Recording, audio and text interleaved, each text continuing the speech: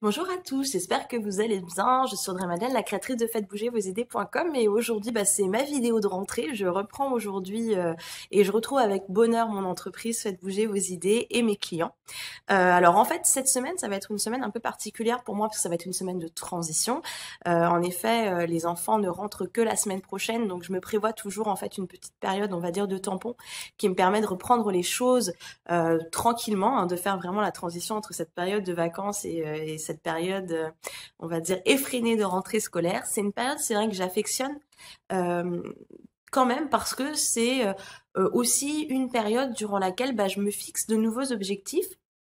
Je fais le point aussi sur mes envies, sur mon organisation, d'autant plus que cette rentrée pour moi est encore plus particulière parce que ce sera la première fois depuis 3 ans que j'aurai des journées durant lesquelles je pourrais me consacrer à 100% au développement de mon entreprise, puisque ces 3 dernières années, j'ai jonglé entre la garde de ma fille, qui va avoir 3 ans justement cette année, qui va faire sa première rentrée cette année, et la gestion et le développement de mon entreprise. Donc je vous avoue que c'était du sport et que j'attends avec impatience de pouvoir voilà, mettre en place des projets plus développés, plus approfondis, chose que je n'avais pas forcément la possibilité de faire. C'est un choix. Je l'assume pleinement, j'en suis très heureuse, je suis très heureuse d'avoir pu relever ce défi. Mais maintenant, pour moi, voilà, il est temps de passer à autre chose, de faire entrer, faites bouger vos idées dans une nouvelle ère, on va dire. Et c'est pour ça que voilà, cette rentrée 2018 a pour moi une saveur vraiment particulière. Alors aujourd'hui dans cette vidéo, au-delà de vous raconter ma vie, je voulais partager avec vous quelques astuces, en tout cas voilà, les choses que je vais mettre en place. Alors là, je vais pas vous parler d'organisation professionnelle, de planifier des campagnes, de planifier des opérations de vente, marketing ou communication, peu importe, ou de mettre à jour mon site internet, ça va pas être du tout ça. Ce que je vais partager avec vous, ça va être plutôt des astuces, on va dire, mais du côté un peu privé, du côté un peu familial, parce que, enfin voilà, je le sais pour l'avoir vécu et d'autant plus pour l'avoir vécu encore plus ces 3 années précédentes. C'est quand même difficile de pouvoir jongler entre son rôle de maman et son rôle de chef d'entreprise. Et donc voilà, cette semaine-là de transition et cette vidéo, c'est pour moi l'occasion de partager avec vous quelques astuces, donc pour les personnes qui, comme moi, travaillent à la maison et ont des enfants. Alors la première chose, évidemment, ça tombe un peu sous le sens, mais ça va vraiment être de refaire le point sur votre emploi du temps. Vous avez sans doute déjà entendu parler de cette histoire de semaine idéale où on prévoit des créneaux qui sont dédiés à certaines activités. Donc moi, je vous conseille de commencer là-dessus, de voir un petit peu comment est-ce que vous allez découper votre semaine, découper votre journée en bloquant des créneaux qui sont entre guillemets obligatoires, mais en tout cas que vous ne pouvez pas bouger.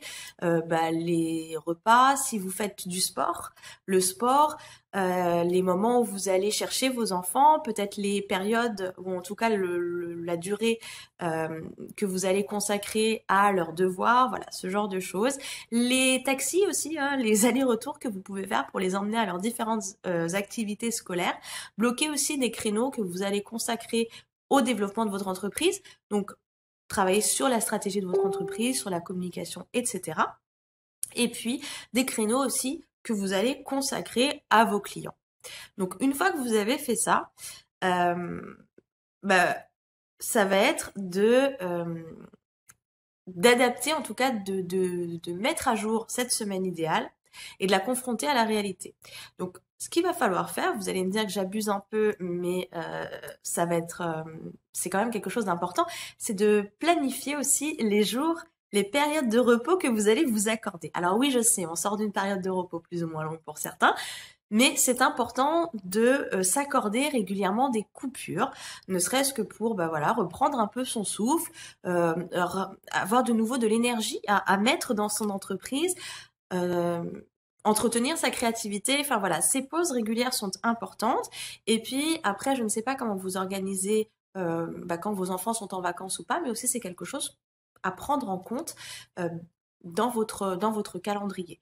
Donc faites la liste de tous les moments où vous ne serez pas disponible parce que il y aura un spectacle, parce qu'il y aura une compétition, parce qu'il y aura un week-end, parce qu'il y aura des vacances. Voilà, faites la liste dans votre calendrier de de tous ces petits moments où vous ne serez pas disponible dans votre entreprise. Ce qui est sympa aussi avec cette histoire de rentrée, c'est de mettre un petit peu de renouveau. Si vous avez un bureau, peut-être que vous pourriez repenser son installation, son agencement, acheter, je ne sais pas moi, un nouveau tableau, repenser un peu la déco, voilà, essayer de mettre aussi un souffle nouveau. C'est toujours sympa, je trouve, à chaque fois qu'on a l'impression en fait de repartir dans une nouvelle période, de mettre en place de nouvelles choses, voilà, c'est toujours bien de faire en sorte que son environnement change aussi, suive cette tendance de mouvement, cette tendance de changement. Ce que je fais aussi, moi, quand je suis dans cette période de rentrée, alors soit je le fais en septembre, soit je le fais en janvier, ça dépend un peu de mes besoins et de mes objectifs, mais c'est de voir un peu par qui est-ce que je vais me faire accompagner ou quelle formation je vais suivre. Je suis, si possible, une formation donc tous les ans ou tous les 2 ans, ça dépend de ça dépend des finances et des tarifs en fait des formations que je choisis. Donc voilà, je fais toujours un point là-dessus pour voir aussi en fonction de mes objectifs quelles compétences je vais avoir besoin de développer pour atteindre ces objectifs et voir ce qui est proposé un peu sur le marché et faire mon choix par rapport à ça. Donc voilà, c'est toujours intéressant pour moi de faire ça pendant des périodes creuses ou en tout cas des périodes de transition où j'ai un peu plus le temps de me pencher là-dessus. Ce qui est important aussi pour moi, c'est vraiment de mettre en place des routines. Ça plaît pas à tout le monde ces routines. Il y en a qui disent que ça fait un peu vieille fille entre guillemets. Mais voilà, j'ai des petites habitudes que je suis. Et c'est vrai que dès que je perds une de ces habitudes, en général, ça dégringole un peu au niveau de mon organisation et je ne m'y retrouve plus. Alors c'est des habitudes comme voilà, j'ai planifié des séances de course à pied, des entraînements, j'ai planifié des séances de yoga ou de stretching. Enfin voilà, moi c'est très au niveau de l'activité physique, parce que c'est quelque chose qui m'aide beaucoup à tenir le rythme et à avoir plus d'énergie, donc je me concentre beaucoup là-dessus. Après, vous, ça peut être peut-être un moment de méditation que vous faites le matin, ou bien vous consacrez 20 minutes régulièrement à de la lecture. Enfin voilà, ça peut être ce genre de choses, écouter de la musique en fermant les yeux. Enfin voilà, il y a plein de choses, mais essayez comme ça de jalonner en fait votre journée de moments qui vous permettent de vous ressourcer et qui vous permettent de refaire un peu le plein d'énergie et de vous donner suffisamment d'allant pour faire ce que vous avez à faire pour le reste de la journée. Ce qui est aussi important pour moi et je vois vraiment la différence quand je suis pas dans une optique de manger de manière plus équilibrée, effectivement ça entame mon énergie et par conséquent, ça a aussi des conséquences, forcément, sur mon entreprise, puisque quand on a moins d'énergie, on est moins dans la création, moins dans le partage aussi, on a moins envie d'aller vers les autres. Donc voilà, pour moi, avoir quelque chose, une alimentation à peu près équilibrée, hein, on est loin d'être parfait, mais voilà, on essaye. C'est quelque chose qui est important et qui m'aide aussi, comme le sport, en fait, à tenir sur la longueur et à tenir le rythme des journées folles qu'on peut avoir. Et puis il y a quelque chose aussi qui est important pour moi, que je fais alors plutôt au niveau perso, mais c'est d'essayer de rencontrer de nouvelles personnes et essayer de faire de nouvelles connaissances. C'est hyper enrichissant, surtout quand on travaille seul à la maison. Comme je vous ai dit, durant les 3 dernières années, j'ai gardé ma fille aussi à la maison tout en travaillant sur Faites bouger vos idées, tout en ayant des clients, tout en développant mon entreprise. Et il y a eu un moment où je m'isolais beaucoup et je ne voyais quasiment aucun adulte. Donc là encore, hein, on voit la différence quand on est isolé, quand on est un peu replié sur soi-même et quand on commence à aller vers les autres. Ce que j'ai fait par le biais d'un club de sport. Donc voilà, c'est vraiment quelque chose qui est important, qui permet encore une fois de s'oxygéner, de s'aérer l'esprit, de pouvoir échanger, de pouvoir partager aussi sur des difficultés qu'on peut rencontrer dans la vie de tous les jours.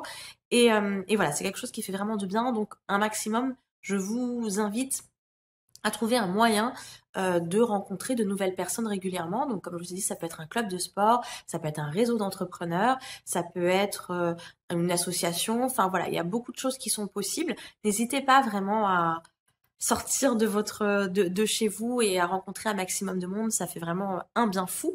Et puis l'autre chose aussi que je vous invite à faire, c'est de remettre en place ou de mettre en place, si ça n'avait pas été fait, dans ces cas-là, il faut vraiment le faire, un tableau qui va vous permettre de suivre vos chiffres. Les chiffres clés en fait de votre entreprise, que ce soit au niveau des finances, donc le chiffre d'affaires, le bénéfice, les dépenses que vous pouvez faire, mais aussi au niveau de votre newsletter, au niveau de votre trafic, au niveau de, enfin voilà, ce genre de choses, au niveau des réseaux sociaux, le nombre de personnes abonnées que vous avez, etc., etc. Donc essayez. Ça peut être contraignant, mais pareil, hein, bloquez-vous toutes les semaines, pourquoi pas un créneau d'une demi-heure, 1 heure, pour remplir ce tableau régulièrement, mais d'avoir comme ça une espèce de, enfin un suivi détaillé des chiffres clés de son entreprise, c'est hyper important pour que vous puissiez voir quelles actions vous devez mener pour atteindre vos objectifs. C'est une espèce de garde-fou qui va vous permettre de naviguer de manière plus sécurisée, de manière plus sereine, de manière plus efficace. Voilà, bah, je vous laisse. J'ai fait le point un petit peu sur tout ce que je vous conseille de mettre en place pour entamer cette rentrée du bon pied. Je m'attelle tout de suite à travailler sur tout ça. Je vous souhaite une très belle journée. Je vous dis à bientôt dans une prochaine vidéo. Bye bye.